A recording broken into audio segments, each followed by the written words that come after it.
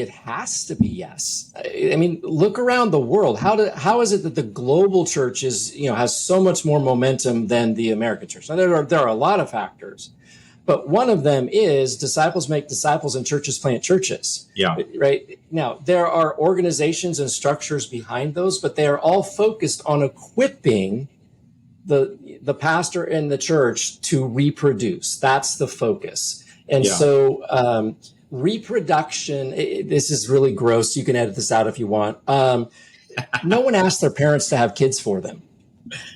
Yeah. Right? And if your kids did ask, you're like, no, this is not how this works, right? You're supposed to give me grandkids. That's the way this works. But there's sort of this, when we sort of outsource reproduction, it's almost like what we're doing. Welcome to Jesus in the Upper Left, where we're talking about gospel multiplication in the Pacific Northwest. Hey, welcome back to the Upper Left. I'm excited to be here today. My name is Gabe Kolstad. I'm with Westside Community Church, and you might notice that our hosts are kind of popping in and out. Me and Pete and Ashua, we are in this labor of love, just bringing together people to learn. And today we are really excited to have Craig Whitney from Multiply Project. Hi, Craig. How you doing? It's good to be here. Good to see you, Gabe. Yeah, awesome. You're in sunny Sacramento right now, right? Yeah, sunny isn't even the right word. It was 105 yesterday. So, oh man. Okay. Well, I'm in sunny Portland, or actually Beaverton, but it's beautiful here today, and I'm sorry about the heat there. I mean, I like the heat, but maybe that's a little much, huh? Yeah. 95's all right. 105 starts to be, where's the air conditioning? Absolutely. Well, you're doing something really interesting. And one of the things and so Craig and I have known each other for a while, and he's in this new project that I thought deserved to be pointed out. I think it's something that we could all, not only as the Upper Left, but honestly, around the world and of course around the country, could really learn from, and just the thinking that's behind it. I'm really excited to unpack that with you, Craig. So tell us a little bit about yourself to start out with, your family, and then kind of what you're doing. And then we'll get into some great questions that I think will be really good for today. Yep. Awesome. I'm a pastor's kid from the Bay Area. Now, my Upper Left connection is that my dad grew up in Oregon. And so every summer we got in the station wagon and we drove to see grandma in Dallas, Oregon, if anybody knows where that is. And so I have some Oregon experience, even though I have never lived in the Upper Left. Yeah, okay. I met my wife in a fourth grade Sunday school class. My dad went on staff at a church in Napa, California. My first week there was in a fourth grade Sunday school class and met my wife. So that's kind of crazy. We've been married 39, it'll be 39 years. Is that right? Man, that's crazy. Nice. Anyways, a long time this summer. And but we've known each other for like 50 years now, which is really bizarre. So called into ministry in a high school camp. Probably a lot of people of my age might have a similar kind of story. Grew up in a youth group, went to camp in the summers, felt called into ministry, went off to Bible college. And then in 1991, with three other couples, my wife and I started a church in Northern California. And I think probably that's about 4 eras back in sort of American church planting. I'll talk about this a little bit later, but we told people we're going to plant a church. They looked at us and they said, "You can do that?" That was the most common reaction at that point. But had a great experience doing that in 2007. So like 17 years ago, I transitioned to helping other people start churches. And so I've been doing that, worked for a couple of other organizations, and have just had the amazing blessing and privilege to walk alongside literally hundreds of church planners through my role and through those organizations. And so from my own experience and from those experiences, so I am a lifer church planter. I can't imagine doing anything else at this point. That's pretty neat. And I understand you've got family that lives elsewhere. We were talking about that a little bit ago, right? Yes. So I have a son and daughter-in-law that live here in Sacramento. They're staying because he owns a business here and she's a firefighter paramedic. So that's like roots down in the community, right? But then I have a daughter who lives in Amman, Jordan. Her husband is a diplomat with U.S. State Department. Wow. And so who knows where they'll be next? But right now it happens to be Amman, Jordan. Okay, that's cool. Well, we're going to give you I don't know if you call it a hall pass or a one-day pass or whatever it is to the Upper Left because you're close, being in Sacramento. So almost. And I have been to Portland. I've eaten Voodoo Donuts. Oh, One of my, I don't know if it's even still there. Is Powell Books still exist? yeah. Oh, yeah. I just bought a book at Powell Books in Beaverton yesterday. Yeah. Yeah. So when my parents lived there, I would go and spend a couple of days just wandering around Powell Yeah. Books. That's pre Amazon, right? So it was just this amazing. So Dude, I can't. strong as ever, though. That's the crazy thing. Yeah. Yeah. Yeah. So I can't in any way claim to be a native or a resident, but I'll take the hall pass, and I have been there. Beautiful. And I think, when we really get down to business about why this podcast and what we're hoping to accomplish, it is those who serve in post-Christian contexts like you do on the West Coast, who kind of have this different mindset about what is it that we're trying to do here and how do we really understand those that we're trying to reach and what the real mission is. So I appreciate you being on today. Yeah. Yep. Yeah. My friends and neighbors for my entire lifetime have been unbelievers. That's awesome. Yeah, I did not grow up in anything that in any way remotely resembled a Christian culture. Yeah. Well, that's cool. And I think it gives you a head start in what you're doing right now. So that's wonderful. Yes. Let's talk about that. Yes. Your website, Multiply Project, talks about a church planting farm system that helps church leaders call, equip, and send church planters from within their churches, which sounds kind of like a pipe dream, honestly, if you're if you're a church that wants to multiply, to go like, wait, we could be doing that. Would love to have you talk about, your passion for this project and a little bit about what got you. Well, you talked about what got you into this work, but talk about this project. Yep. Yes. So the reality is just there's a need to start thousands of new churches, right? Mm-hmm. I mean, that's what you guys are about, where you're at in Portland. Here in Sacramento, I am a part of a great church, like a great church. I will have nothing bad to say about them, but there are 2.4 million people in my metro area. That one church is not going to reach all of those people. It's just, so as great of a church as it is, there is a need for more churches. And there's just not enough well-equipped church planners. So I think, the roles that I've been in, I've always been involved in assessing church planners. And honestly, what I've watched happen over the last, almost 20 years is it's just sort of like the quality and quantity have both just sort of shrunk to where you're just kind of like, there's just not enough people out there to do this. And especially in sort of these, post-Christian contexts that we live in, where you can't just go in, put up a banner, rent a school, have cool music and a relevant message and think a couple hundred people are going to show up. No one is going to show up. So you got to know how to make disciples out of the people that you meet in other places if you want to gather anybody in that gathering on Sunday morning. Oh, that's quotable, what you just said. I hope people just listen to that. That's really great. Yeah. One of the things that I think we're going to bump into in our conversation today is there's different models of church even. And, thinking about our context in the Pacific Northwest and the Portland area, one of the things that's really not only catching on but seems necessary is smaller, more decentralized expressions of the church. And I wonder, maybe you could talk for a second about, do you think that the quantity of laborers is less, or do you think that the quantity of traditional church planters is less, or both? I think I don't want to be sort of whatever negative Nelly, but I think it's both. But okay. I do think that if we're asking the question, who can start a church that immediately gathers hundreds of people and grows to thousands, we are talking about unicorns. Oh yeah. Yeah. And I understand that happens. I was in a conversation yesterday. I said, part of the problem we have is this still works some places. Yeah. Right. There are still unicorn leaders and unicorn churches. And so we all look at them and we go, oh, see, it works. We just need to do it like they did it. But I'm not them. I couldn't do what they just did.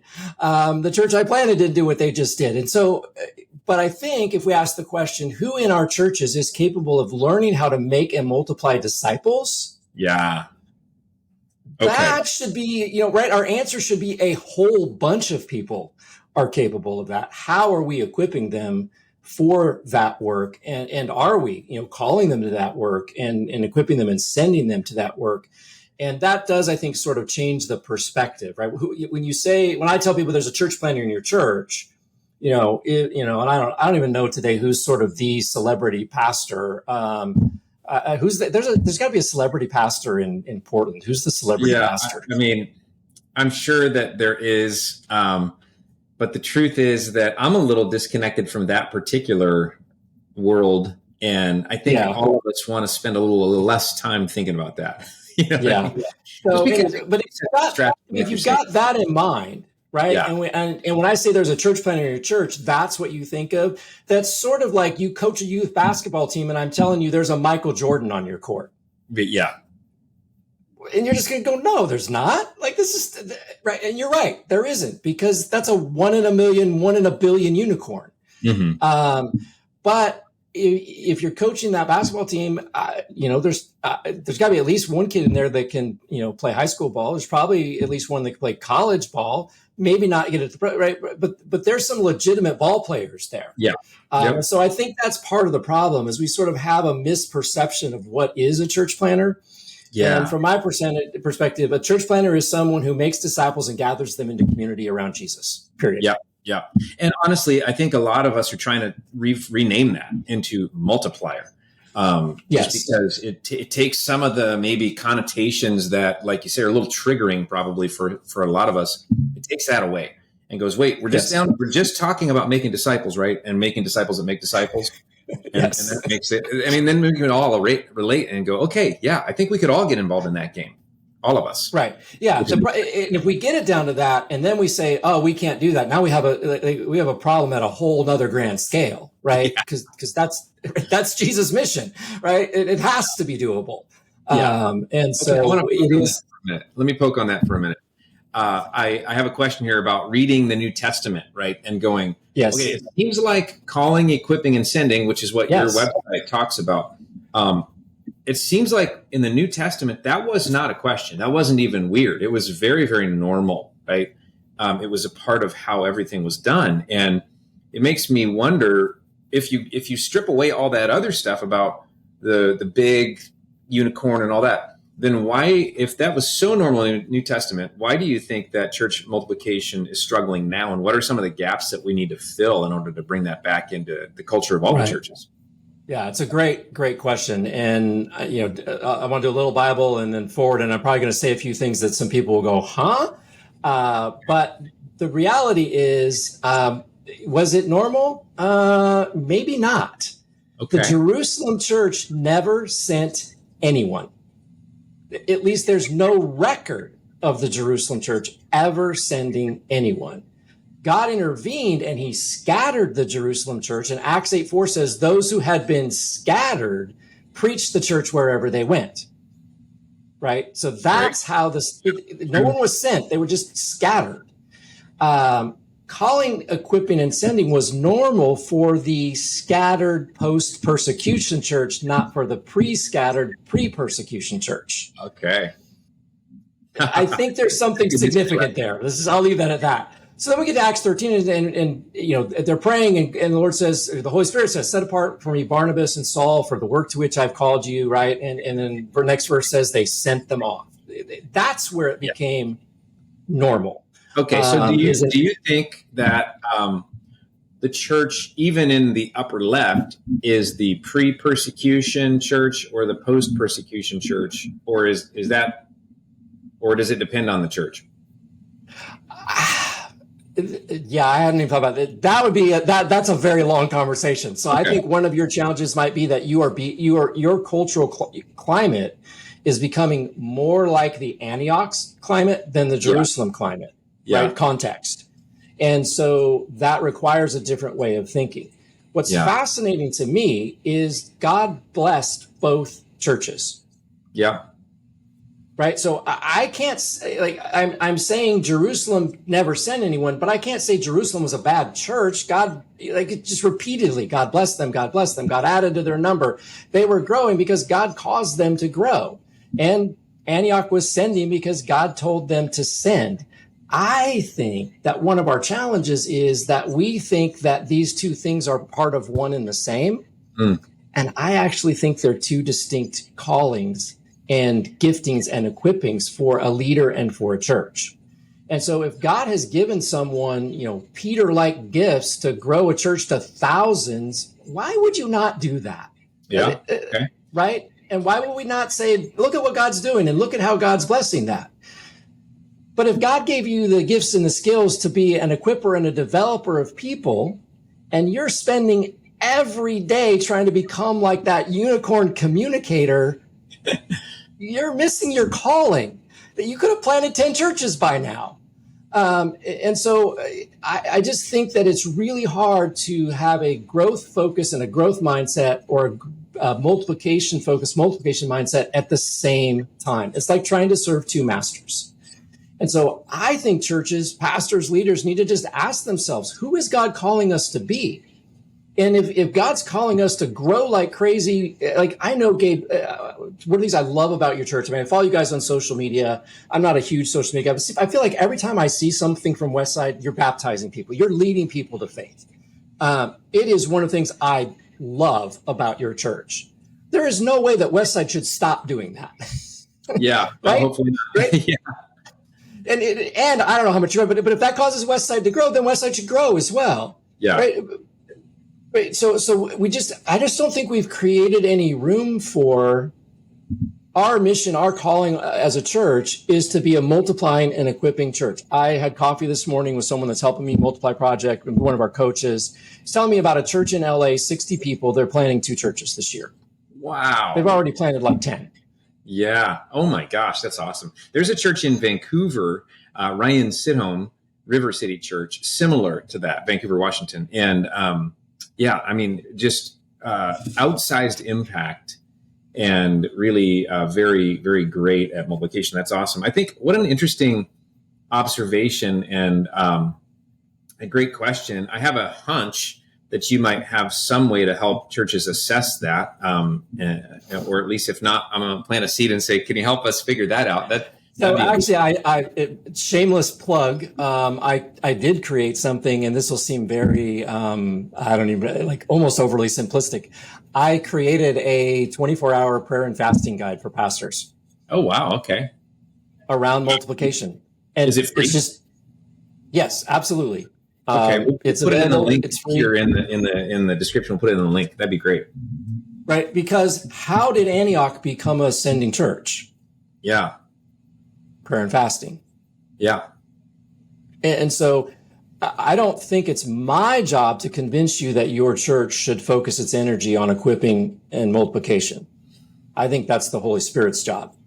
The question is, have you taken the time to ask the Holy Spirit if that's what your church should be doing?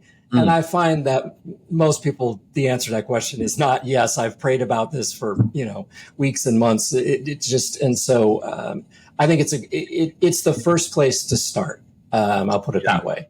Wow. I love that. I just find that so much freedom comes from recognizing uniqueness in ourselves and in other people, because it stops us from judging, like you said, because one of the things that I think does happen in our metro area, maybe along the West Coast a little bit in the church world, is a little bit of disdain for larger movements or larger churches that seem like they're not necessarily so fixated on multiplication, but more about growing in place. And it's refreshing to hear a perspective on appreciating that while not necessarily needing to imitate that. I like that a lot. And I think that's helpful for all of us. Yep. Yeah. And that's just taking that lesson from the book of Acts and just saying, God bless that. And if you got a church in your area that God's blessing like that, man, celebrate what God's doing. It's the feeling that we should imitate them that causes the problem. Instead of understanding what our own unique calling is, and then being able to celebrate the fact that God is, accomplishing our unique mission through us. Yeah. Very good. Love it. Okay. One of the things that really caught my attention was that you said recently in a blog post, it's time for the epicenter of developing leaders to shift from the college and university to the local church. I mean, which is a pretty big statement. And so I want to just kind of tease that out a bit. Like, why do you think that's true? How our church is supposed to pick up that mantle? That's a huge mantle. Yes. So I would argue, from Acts 13, the biblical model is this is the church's responsibility. Like that's what God intended. Disciples make disciples, leaders make leaders, churches plant churches. Everything in God's creation reproduces like kind. But somewhere in the last century, the church outsourced equipping. In your own backyard, Multnomah, founded in 1936. Corbin, 1935. George Fox, 1891. You know what all three of those schools were founded to be? I do. Bible colleges. Yeah. Right? How many pastors are they producing today? In my own backyard, William Jessup, founded in 1939. It was a church planner training school. Yeah. It's a liberal arts university now. And so the pipeline that was built by a previous generation, and that my dad went to San Jose Bible College. That's, how he got into ministry. So in his generation, it was accomplishing its purpose and his mission, but it's not doing that anymore. And rather than sort of throwing stones, and like they need to fix it, I think the church has to go, you know what, that was probably our responsibility in the first place. And so maybe we ought to take that responsibility back. But we haven't prepared pastors or churches for this work because it's been outsourced, right? Yeah.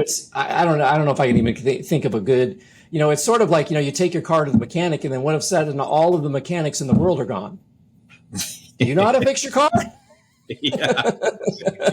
I don't. Right? So I've got a problem. Like I realize I should be doing something myself that no one has ever prepared me to do. And so that's really part of what we want to do in Multiply Project is to make available tools and resources and coaching and training for pastors and churches to become good at equipping church planners. Now we will provide some training content resources for church, future church planners as well. But the goal isn't for you to now send your church planners to Multiply Project instead of the Bible college down the street. The goal is we want to equip you to be able to make church planners so that you can do it over and over and over and over again. And, I always caveat that any healthy church could do that. Yeah. And I think maybe one scary question that comes to mind, even as you say that, is if what we're talking about is the unicorn thing or anything that resembles it, it seems well beyond the capacity of any single church. Like as an example, our church is a non-denominational church. We don't have a denomination, which means we don't have a lot of resources to connect to complex resources or big stuff. We're just we have to make stuff up as we go. And I think what you're saying is it's more elemental than that. What you're after, it's not reproduction of that old model, kind of as we were already talking about, right? So that could relax us if we're going, but is this scalable for simple multiplication of a disciple all the way up to, both and kind of?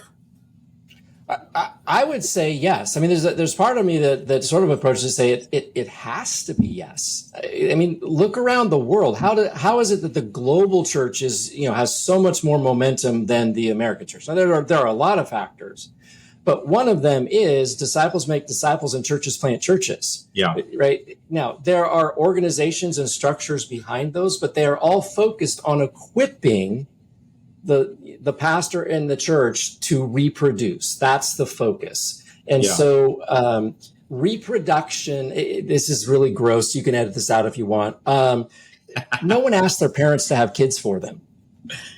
Yeah. Right? And if your kids did ask you, like, no, this is not how this works, right? You're supposed to give me grandkids. That's the way this works. But there's sort of this, when we sort of outsource reproduction, it's almost like what we're doing. And I realize you don't have the denomination, but it's sort of like we're saying, we're not going to do it. We're going to let the denomination have our kids for us.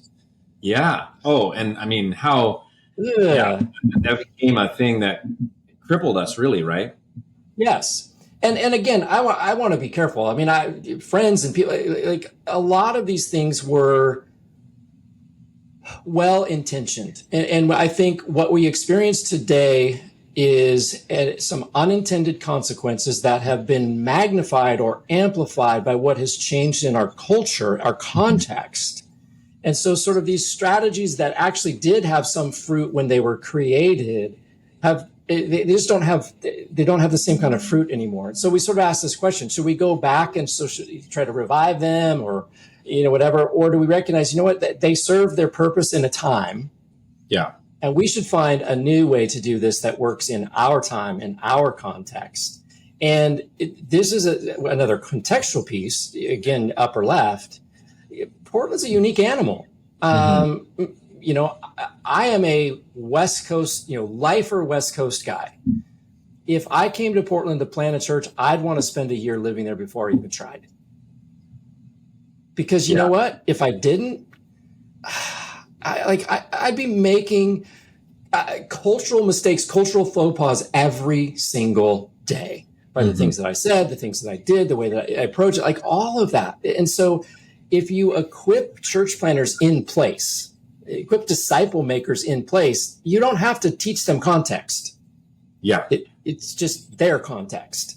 Right. And so when we come in as outside missionaries, and I appreciate people who do that, it's just recognizing the added burden that is placed on them to successfully plant a church in a community that you are not from today. And again, I don't think this was always true in the U.S. today. You have to be a cross-cultural missionary. Like if you're not gifted as a cross-cultural missionary, you're not going to succeed at this. I don't think that was true in 1950, 1960, 1970. Culture was much more uniform across the country. You could move people around and send them all over the place, and they could do here what somebody did there. And our context is just fractured into these, cities and regions and tribes, and people are moving to places because the people that are like them live there. Yeah, how true. We've watched that happen a lot in the last few years, haven't we? Yeah. I don't know how many people I knew in Sacramento live in Tennessee now, because they got tired of living in Sodom and Gomorrah. They didn't see themselves as missionaries. I see myself as a missionary. I'm not going anywhere. I shouldn't say that. God could tell me to go someplace, but I'm not looking to escape. Like, this is the mission field God placed me in, and that's what I feel called to. That's another sort of interesting dynamic around this, that we sort of have relied not just on sort of university, right, to sort of make church planters, but sort of on other people to send church planters to our community and our context. And that's, I love what you guys are doing with PDX, because you're sort of owning this idea that, hey, we are all one in this community, and we together have a mission to accomplish. How do we help each other do that? So it's not that I'm opposed to cooperation, collaborate, like we need that desperately. Yeah. But it's a different kind of cooperation and collaboration than sort of the traditional denominational structures. Yeah, I agree. And in Portland, for sure, long time ago, most of the people I know who are in any kind of mission related ministry set aside their tribe to be a part of the overall tribe that's saying, yeah, we're doing this together. And I'm grateful for that. But I think even more so now, there's a need to do that. We're talking about essentially the task of equipping, which it seems to be like the main gap, right? So you have a thing about the 4 C's, and I know that you could probably give us a quick overview of that. But I think it's fascinating, and I think it helps us to get our minds around what is the task of equipping all about. Yes. Yeah. So 4 C's. First one is calling. And so this is the foundational one. And I find this fascinating that some people are sort of like, well, I can't call someone. Mm-hmm. I'm like, well, okay, no, you can't. Like, well, at the end of the day, that's God. But you're, Paul met Timothy and said, I'm going to take him with him, because Paul saw pastoral leadership gifts in him. Paul didn't, I don't know, maybe the Holy Spirit did, but that's not what the scripture records, right? It's just so, and I think we also sort of have this view of calling that's sort of like Paul's, light from the sky and Jesus' voice. Okay. Great podcast today, Carrie Newhoff, but interviewing someone that moved from marketplace to ministry. And I love what he said about it. He said it was incremental. He said, I had this holy discontent, and I just kept getting involved in ministry more and more. And he asked somebody eventually, like, how do I resolve this? And the person said, just keep taking steps until the tension is resolved. And he said, the tension was resolved when I finally got rid of my business and went full time into ministry. Wow. Right. So are we doing anything to help people take those incremental steps? Are we even inviting them to do that? When was the last time you or anyone that's listening to this got up on a Sunday morning and said to your entire congregation, someone in here is being called to plant a church? Like, it just doesn't happen. Part of why I love my church, they did that about 4 to 6 weeks ago. Right. And so like we're just not casting that vision for people that these things are available to them. So that's calling. We need to help people become confident in their calling. Character. This is just discipleship. I put it in the C, right? But have you experienced life transforming discipleship? Part of it is, if you haven't, how are you going to disciple anyone else? Mm-hmm. Right. And this isn't you completed, the 4-class discipleship program at your church. I think that's sort of, there's a lot of churches that don't really have true discipling environments, the kinds of environments in which people become different than the people they are. They're smaller. They're very intentional. There's a level of intimacy and authenticity that typically doesn't exist in sort of the typical small group environment or kind of class structure. Competency, gifts, talents, skills, that big bucket that holds all of those things. Gifts come from the Holy Spirit. Talents are sort of, I call things that we got naturally at birth. Both are from God. It's just, we get one at our first birth, one at our second birth. And then skills are things that anybody can learn. And so, what are the competencies that are needed? How do we begin to help people understand their gifts and talents, and then add to those the skills that they may not have, so that they can be successful in starting making disciples and starting a church? Capacity is the spiritual, mental, emotional, physical, financial, relational capacity for long-term faithfulness in ministry. In my previous ministry, did tons of work in church planting assessment. And I can tell you, having assessed literally hundreds of potential church planters, I can count on one hand the people that I've said no to because they didn't have the competency, the gifts, talents, or skills to do it. I have lost count of people we told no because they did not have the spiritual, mental, emotional, physical, financial, or relational health to start anything or lead anyone. And so how do we help people begin to develop, and I really would call this habits. How do we help people in the process of this equipping begin to develop the kind of habits that are going to keep them healthy, so that they can, that capacity, they can get the absolute most out of the competency that God gave them. Yeah. Right. You go back to, even the Old Testament, God tells Jethro or whatever, Moses, the leaders of 10s, 50s, 100s, thousands, right? Well, where'd that come from? Well, God equipped people differently.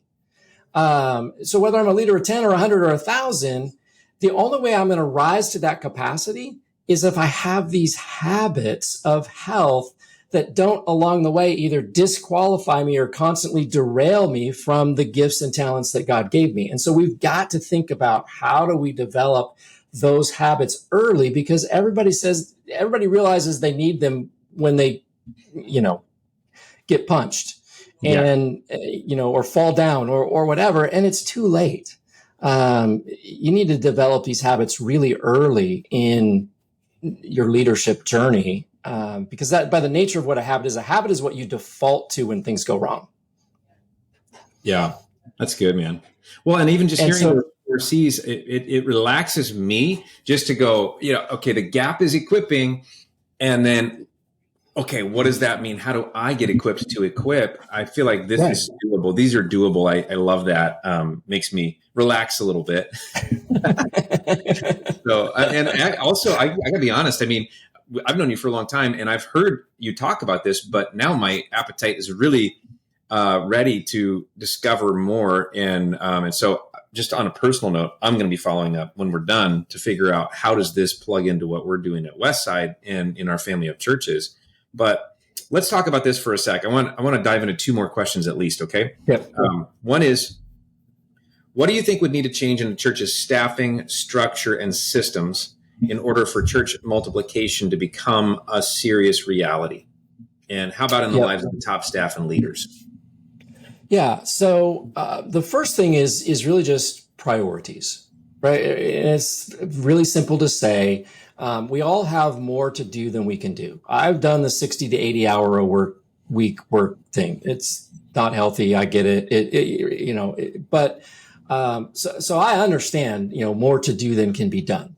But at the end of the day, we do what we've decided is important to do. Mm-hmm. Or maybe we've never decided what's important. And so we just try to do everything. Right. And so the first thing is just priorities. Like, what is actually important? And it's this question. If God's called you to be an equipping and sending church, then what is more important than this? Right. So it becomes a priority thing first. I think secondly, you've got to shift systems and structures so that there are practice fields in your church. Now, try to explain that quickly. Yeah, I love that. All around your community are practice fields for baseball and soccer and gyms with basketball courts, and kids play in them and they learn how to play these sports, right? They are not the professional arenas. Yeah. The larger your church grows, the more the value of excellence comes in. Mm-hmm. And the more the value of excellence comes in, I know this will sound, it's counterintuitive, the lower the value of equipping will become. Yeah. Right. Because where do people go to practice their skills that people celebrate them for trying and giving their best, not for being excellent? That's so good, man. And so practical to talk about, because it is a problem no matter what size your church is, if what you're shooting for is some level of excellence. But how yes. do you suddenly find the capacity to create a practice field, or could you give us an idea? What does a practice field look like? Well, I think part of what you have to do is I think you have to be intentional. Like, I think it becomes a strategic thing. You've got to say, okay, which things are we willing to be practice fields? Like, probably in your case, the pulpit on Sunday morning is not the first thing that you're going to say you're trying to turn into a practice field, right? But do you have people teaching in other contexts in your church? How do you intentionally say, this teaching context is a practice field? Yeah. My church of lots of people is doing actually almost all the time has midweek studies that happen. I was at one this week that had 200 people at it. Well, wow. That's it. For a lot of churches, that's bigger than the church, right? Yeah. Well, that could for them be an intentional practice field, right? Like, why does one of the premier communicators that speak on Sunday have to teach in that environment? So just identifying what those are. And just being really intentional. One little area that we are, I think of it with different wording, but I love the practice field analogy. But we are trying to use some online stuff like podcasts and things like that in our church to bring that in, because it's less intimidating for the person who's practicing. Right. And then, you have sort of the best of both worlds in some ways if it's online, because it's editable. And so there can be another run through, there can be another run at it or whatever. Yeah. And so that's helpful. But I really I love your language practice field. That's so good. Yeah. And it really does become, where are we willing to intentionally allow people to fail for the sake of equipping? Mm-hmm. Right. And this is different than this is not being lazy, right? That's poor quality for poor quality's sake. Yeah. This is intentional. And part of it is, if you develop the culture, you tell people that, right? They know, right? Hey, this is so-and-so, and they're being equipped to go be a church planner, and they're going to teach it, right? And so people know, like, we got the teacher in training today. Yeah. But if it's part of your culture and you celebrate it, then it's much more accepted. And so I think there's some intention. So that's another system structure that has to shift. That's really good. As far as, like lives of top staff and leaders, I don't like talking about these things, equipping church, but I don't think that this has to be the job of the lead pastor of the church. Now, I think the lead pastor has to value it and probably has to invest relationally in the people who are being trained. Like, if you don't know their name, that's probably a problem. It's going to be hard for them to believe that this is really important. So, but, does it have to be what you think about every week or every day? Or, you could delegate that. And I think the reality is there may actually be, it depends on your context, someone on your staff. There might actually be someone in your church that isn't even on your staff who is a phenomenal trainer, equipper, coach. Maybe they develop those skills in the marketplace. Maybe that's just what their gift is. And if they're so much better at this than you are, why wouldn't you delegate it to them. Yeah. Right. And so I think that's also sort of this misnomer. Like we don't recognize that training, equipping, coaching is actually a gift, a talent, a skill, and it doesn't always belong to the people who are the best players. Yeah. There's actually research that says the people who are the best players are terrible at teaching other people how to do what they do. Because they start from a place of talent that other people don't have. Okay. Right? How like if imagine a musical prodigy trying to teach you how to play the piano. I don't know, maybe you play the piano, but just imagine, right? Right. Their reality was they heard music, they sat down on a piano, and they just played it. Yeah. How in the world are they going to teach you, notes in chord? Like, they just can't do it because it's not something they ever had to do. Yeah.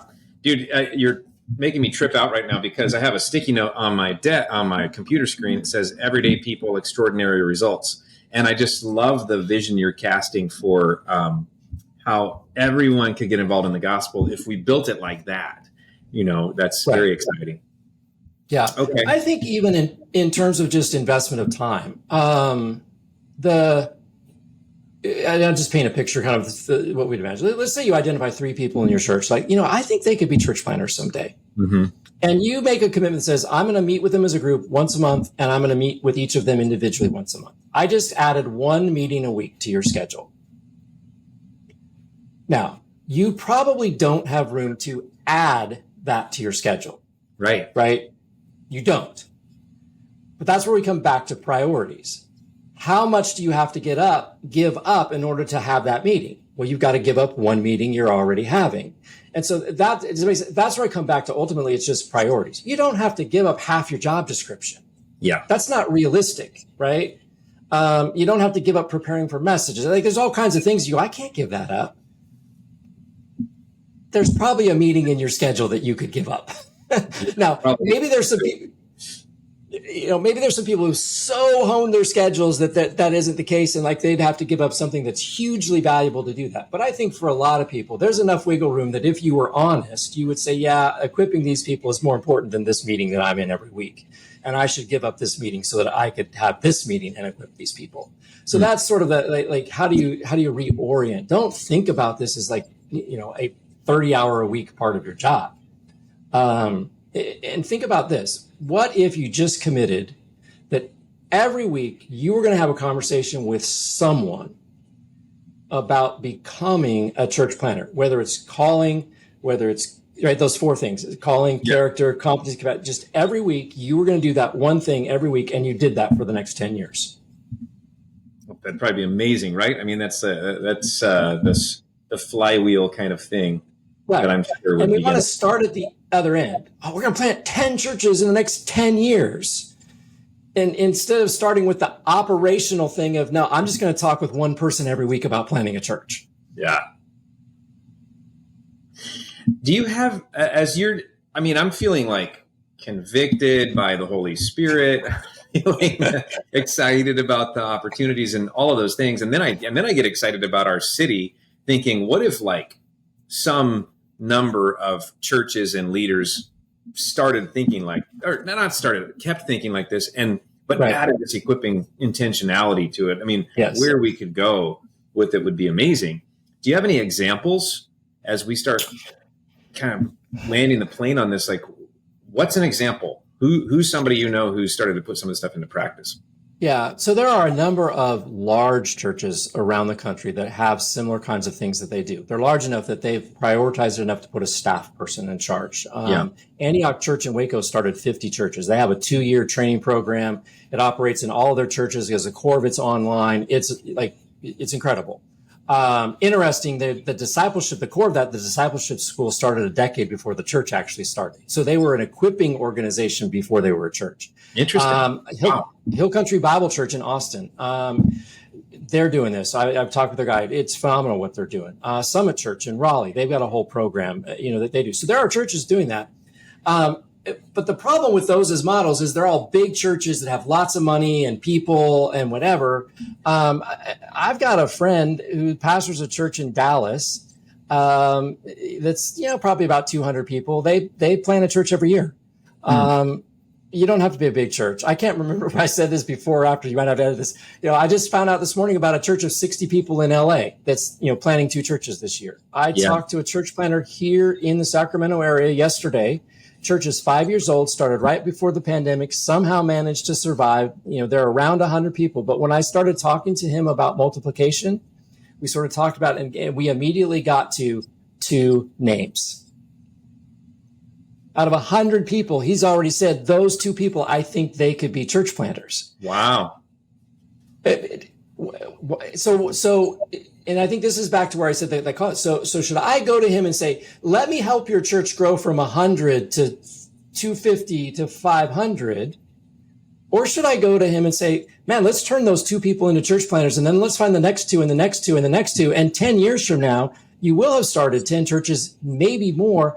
And when you add up the family, like if you had a family reunion, you will have had way more influence, way more impact. And even like the family's going to be bigger than if you just keep grinding on grow for the next decade.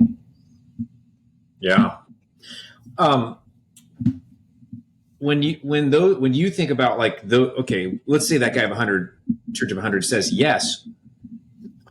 What does it look like to engage in what you're doing or something similar? Are you doing cohorts? Are you doing a program? Yeah, so sending somebody? How does this work for what you're hoping? And I probably shouldn't say this because it's sort of like, but there's no magic sauce in the way that we're doing this. Okay. We've got content, we've got coaching, we've got cohorts, we've got digital community. Like you could go find that in 20 other places around, everyone around some different subject or topic, right? Yeah.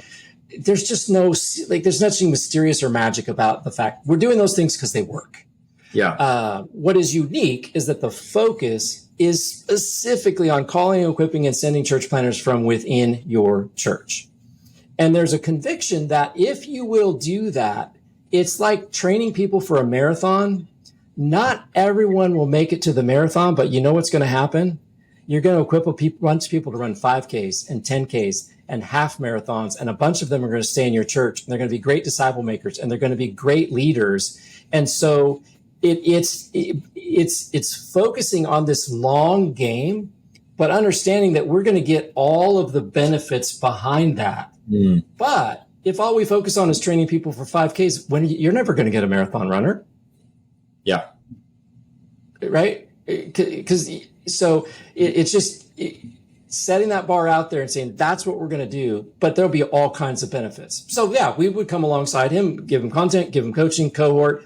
The key thing that we want to do is provide 2 levels of content. So we want content for him to equip him to be a great equipper.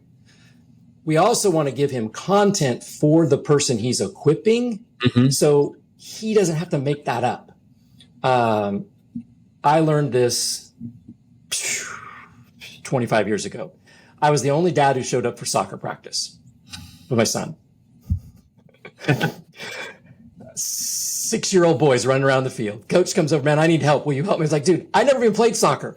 I don't know anything about soccer. I would love to help you, but I don't know how I can help. He says, here's the deal. I'm going to show up every week with a 3x5 card. This is before iPhones. And I'm going to show up every week with a 3x5 card. I'm going to hand it to you. And all I need you to do is take half the boys over to another part of the field and follow the instructions on the card. Nice. Can you do that? What am I going to tell him? No, I can't do that.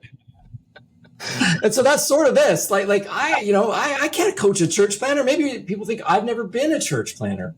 So we'll give you the 3x5 card.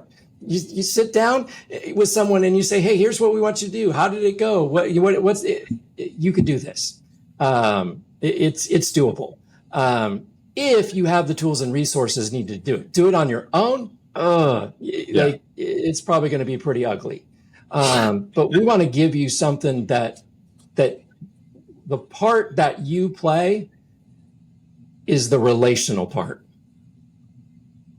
not the design part, the content part, just commit to the relationship and use the tools. That's great. Well, Craig, this is a beautiful vision. I so appreciate your passion, and not just in what you're doing now, but I mean, you've added value to the kingdom around the world for years and years and years, and really grateful that God's given you this kind of refined focus in a time when I think we really need it, not only around the world, but right here in our context. So how can people follow up, get a hold of you? What's the best way for them to reach out? Really simple, multiplyproject.org. Okay. There's a connect there. Just put your name, phone number, boom. I'll get that and can follow up with you. I'm not on social media, so don't go looking for me on Facebook or what. I have an account, but that's not a great place to find me. I am pretty active on LinkedIn, so if you search for either Multiply Project or Craig L. Whitney, there was already a Craig L. Whitney. You'll find me on LinkedIn, and you can message me there. That's the two best ways to get a hold of me. Okay, probably the most important question of the whole episode here is, what's the L stand for? Leon. I think, an uncle that was named Leonard. Oh, okay. All right. Love it. Leon. All right. Well, Craig, thank you for taking time with us. Thank you for taking the day pass to the Upperleft today, and just really appreciate you and all you're doing. And we hope as all of you listened and watched to this is something that will inspire all of us to work together. I can't wait to see what happens, as we put this in practice. So thanks again, Craig. That's awesome. Thanks for having me, Gabe. I really appreciate it. Yeah. Thanks so much for joining us for this episode of Jesus in the Upperleft. We want to ask you a quick favor. Would you please subscribe so you don't miss a single episode, and share with those that are in your life that might benefit from the content. Hit the notifications button, rate and review, of course, and then head on over to upperleftshow.com, where you can find bonus content, opportunities to connect with those around the city that are doing similar work as you, resources to help you, and just a way to connect to the community. We hope to see you again next time.